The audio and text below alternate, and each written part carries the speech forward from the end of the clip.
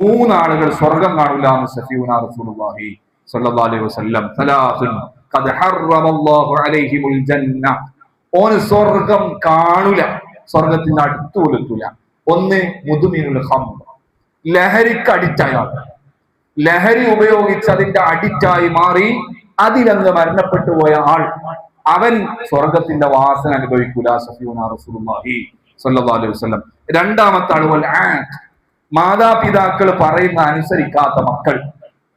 അങ്ങനെ ഒരർത്ഥം, മാതാപിതാക്കളെ നിസ്സാരപ്പെടുത്തുന്നവർ, അവരും സ്വർഗം ഒരു നിലക്കും അനുഭവിക്കൂല.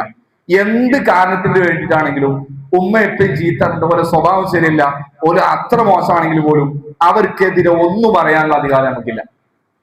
അവരെന്തു പറഞ്ഞാലും അത് കേൾക്കാത്ത പോലെ നടക്കുക, അല്ലെങ്കിൽ കേട്ടിട്ട് മിണ്ടായിരിക്കലും മാത്രമേ നടക്കുള്ളൂ. അവർക്കെതിരെ ഒരു വാക്ക് നമ്മൾ പറഞ്ഞു പോയാൽ അത് നമ്മൾ അനുഭവിക്കും. ഇവിടുന്ന് അനുഭവിക്കും, ഖബറിന്ന് അനുഭവിക്കും. മാത്രല്ല അവരുടെ മനസ്സിൽ ഒരു ഇടങ്ങേറുണ്ടാക്കിയാൽ സ്വർഗത്തിന്റെ വാസന പോലും അവർക്ക് ലഭിക്കില്ല. സഫീഉനാ റസൂലുള്ളാഹി. എത്ര സ്വഹാബിമാരുടെ കഥ നമുക്കറിയാം. ഞങ്ങൾക്ക് കടക്കണില്ല.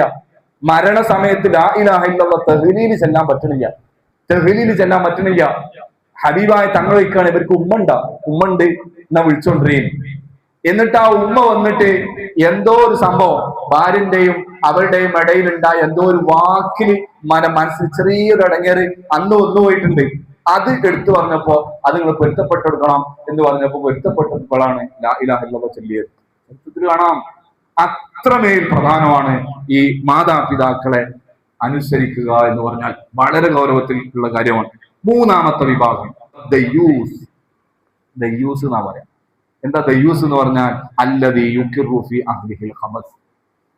മകൻ എങ്ങനെ മുടിയെട്ടിയാലും കുഴപ്പമില്ല, മകന് ഏത് സമയത്ത് വീട്ടുകാർ എന്നാലും കുഴപ്പമില്ല, ഓന പ്രായങ്ങളല്ലോ, ഓൻ ഇനിയിപ്പോ നമ്മൾ കൺട്രോളൊന്നും വെക്കേണ്ട ആളല്ല.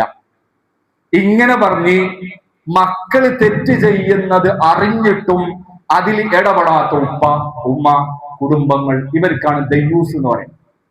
ഇവര് സ്വർഗത്തിന്റെ വാസന അനുഭവിക്കൂല.